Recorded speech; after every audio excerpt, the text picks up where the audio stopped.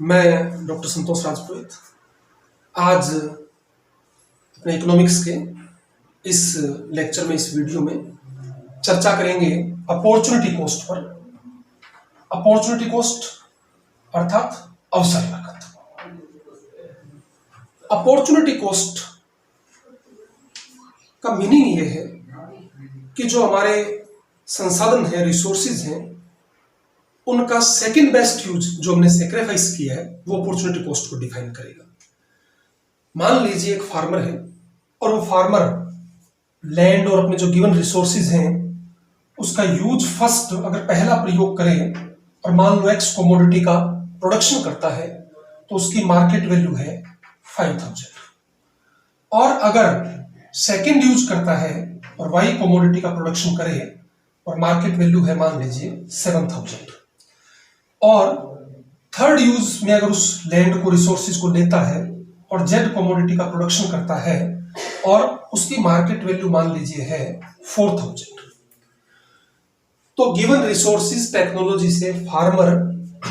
Second use उस commodity का करेगा, उस लैंड का, अपने रिसोर्सेज का करेगा जहां वाई कमोडिटी का प्रोडक्शन हो रहा है, उसका उत्पादन हो रहा है, क्योंकि उसकी मार्केट वैल्यू मैक्सिमम है, उसकी मार्केट वैल्यू अधिकतम है।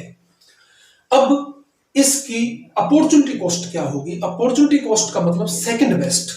सेकंड बेस्ट यूज फर्स्ट है जहां उसने एक्स कमोडिटी का प्रोडक्शन किया था जो सेकंड बेस्ट की कैटेगरी में आता है, तो वाई कमोडिटी का प्रोडक्शन करने की अपॉर्चुनिटी कॉस्ट, अवसर लागत, एक्स कमोडिटी है जिसकी मार्केट वैल्यू 5000 थी, जो उसको सेक्रीफाइस करनी पड़ी वाई कमोडिटी का प्रोडक्शन करने के लिए, उत्पादन करने के लिए एक्स कमोडिटी का उसको सेक्रीफाइस करना पड़ा, त्याग करना पड़ा, ये इसकी अवसर लागत है। अगर इसको हम एक डायग्राम से शो करना चाहें तो डायग्राम से अपने इस तरीके से भी शो कर सकते हैं। मान लो एक्स एक्सिस पर एक्स कमोडिटी है और वाई एक्सिस पर वाई कमोडिटी है, और पीपीसी प्रोडक्शन पॉसिबिलिटी का, जिसपे हमने इससे प्रीवियस लेक्चर में चर्चा की थी। अगर इसकी कनकेव शेप लें और पीपीसी की जो जम्पशन मान्यता थी कि एक तो सामान्यतः इसकी कनकेव आकृति को हम लेंगे, शेप को लेंगे और डाउनवर्ड स्लोप होगा, अगर उसको मानते हुए हम अपॉर्चुनिटी कॉस्ट देखें, एक्स कमोडिटी का प्रोडक्शन x1 और y का y1 हो रहा था। अब अगर एक्स कमोडिटी का प्रोडक्शन x2 और y कमोडिटी का प्रोडक्शन y2 ले हम, तो अपॉर्चुनिटी कॉस्ट अगर निकालना चाहें, एक्स कमोडिटी की अगर x1 x2 क्वांटिटी अपने इंक्रीज करते हैं तो वाई कमोडिटी की y1 y2 क्वांटिटी आपको डिक्रीज करनी पड़ती है। तो एक्स कमोडिटी की x1 x2 क्वांटिटी के लिए वाई कमोडिटी की y1 y2 जो हमें सेक्रीफाइस करनी पड़ी, जो त्याग करना पड़ा, ये इसकी अपॉर्चुनिटी कॉस्ट है। इसको हम इस तरीके से भी दिखा सकते हैं, डेल्टा एक्स और डेल्टा वाई, कि एक्स कमोडिटी में डेल्टा एक्स इंक्रीज और वाई में डेल्टा वाई डिक्रीज, तो इसकी अपॉर्चुनिटी कॉस्ट को दिखाएगा। ये रिवर्स भी पॉसिबल हो सकता है, अगर हम वाई इंक्रीज करते हैं तो एक्स सेक्रीफाइस करनी पड़ सकती है। इस तरीके से हम अपॉर्चुनिटी कॉस्ट, अवसर लागत को देख सकते हैं। अब अगर हम अवसर लागत के बाद, अपॉर्चुनिटी कॉस्ट के बाद मार्जिनल अपॉर्चुनिटी कॉस्ट की बात करें, सीमांत अवसर लागत की अगर बात करते हैं, तो मार्जिनल अपॉर्चुनिटी कॉस्ट, सीमांत अवसर लागत क्या है? किसी कमोडिटी के एक एडिशनल यूनिट का प्रोडक्शन करने के लिए दूसरी कमोडिटी की कितनी क्वांटिटी में सेक्रीफाइस करनी पड़ती है, मार्जिनल अपॉर्चुनिटी कॉस्ट है। इसका मतलब एक वस्तु की एक अतिरिक्त इकाई का उत्पादन करने के लिए दूसरी वस्तु की जिस मात्रा का त्याग करना पड़ता है वो उसकी सीमांत अवसर लागत, मार्जिनल अपॉर्चुनिटी कॉस्ट को बताता है। तो अगर हम मार्जिनल अपॉर्चुनिटी कॉस्ट को भी डायग्राम से शो करना चाहें और टेबल से अगर शो करना चाहें, तो हमने कॉम्बिनेशंस लिए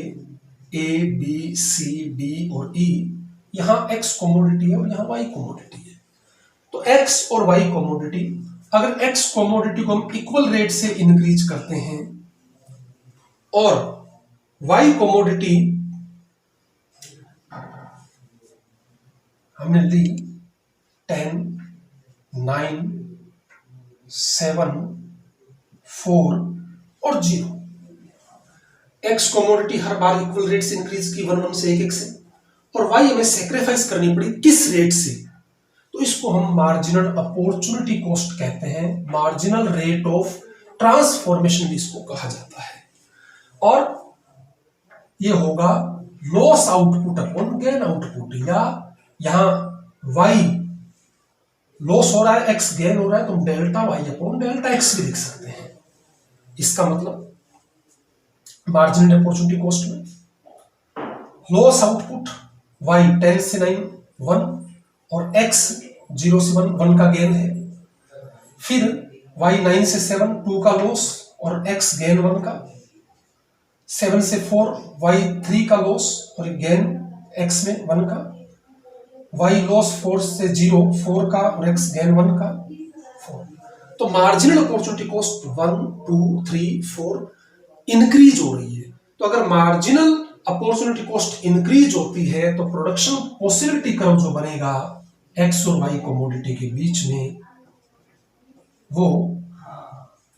कनकेव शेप का होगा, इस तरह का प्रोडक्शन पॉसिबिलिटी कर्व होगा। अब अगर इसमें हम marginal opportunity cost find out करना चाहें तो अगर ए कॉम्बिनेशन लें, एक्स कमोडिटी की यहाँ M1 क्वांटिटी है और y की E1 है। अब अगर हम बी कॉम्बिनेशन पर आते हैं, x कमोडिटी की M2 और y की E2, क्योंकि हमने बात की थी कि संसाधन रिसोर्सेज लिमिटेड हैं, उनके अल्टरनेट यूज है, उनके वैकल्पिक प्रयोग है, तो एक कमोडिटी एक वस्तु का उत्पादन बढ़ाएंगे तो दूसरी वस्तु का उत्पादन हमें कम करना पड़ेगा। ऐसी कंडीशन में x कमोडिटी में मान लो डेल्टा M इंक्रीज किया और y में डेल्टा E डिक्रीज किया, तो marginal opportunity cost loss output upon gain output, इस कंडीशन में y में हमें सेक्रीफाइस करना पड़ा डेल्टा E और x में इंक्रीज हमने किया डेल्टा M, तो ये मार्जिनल अपॉर्चुनिटी कॉस्ट को शो करता है, सीमांत अवसर लागत को दिखाता है। अब अगर जनरली हमने ये शेप लेनी, अब अगर एक प्रतियोगी परीक्षा के हिसाब से भी, कॉम्पिटिटिव एग्जाम के हिसाब से भी देखें कि पीपीसी की शेप किस पर डिपेंड करती है, तो डिपेंड करती है एमओसी पर या एमआरटी पर, मार्जिनल रेट ऑफ ट्रांसफॉर्मेशन पर। तो ऐसी स्थिति के अंदर जब अगर हम ये लेकर चलें तो एमओसी में चेंज देखकर हम इसकी शेप भी निर्धारित कर सकते हैं। जैसे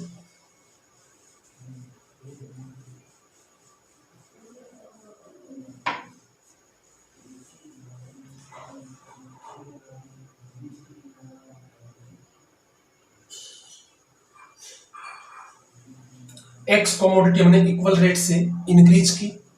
और वाई हमें सेक्रीफाइस करनी पड़ती है,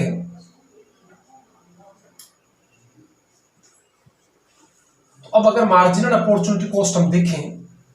वही loss output upon gain output,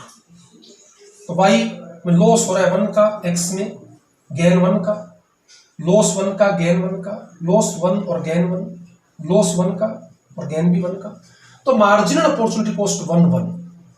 constant है। ये दोनों में इक्वल चेंज हो, इधर 1 और इधर 1, ये कोई जरूरी नहीं है, उसकी रेट कांस्टेंट आनी चाहिए। अगर रेट कांस्टेंट है तो ऐसी कंडीशन के अंदर शेप जो बनेगी पीपीसी की, प्रोडक्शन पॉसिबिलिटी कर्व की, उत्पादन संभावना वक्र की जो आकृति बनेगी वह स्ट्रेट लाइन बनेगी, लीनियर बनेगी। तो इस तरह की एक स्ट्रेट लाइन आकृति पीपीसी की बनती है, उत्पादन संभावना वक्र की बनती है।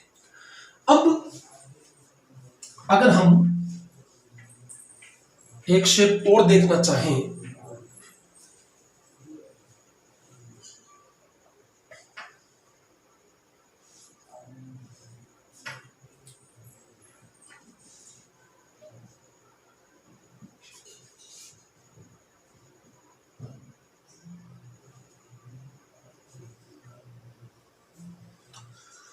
इस तरीके से इस टेबल को आगे अपने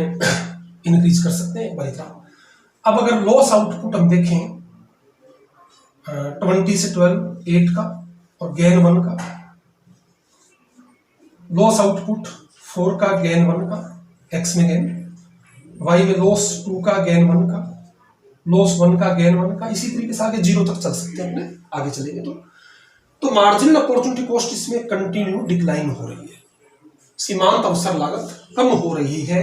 तो अगर इसको हम डायग्राम से दिखाना चाहें एक्स और वाई कमोडिटी में इस रिलेशन को, तो ये कॉन्वेक्स शेप बनती है, उन्नतोदर आकृति बनती है।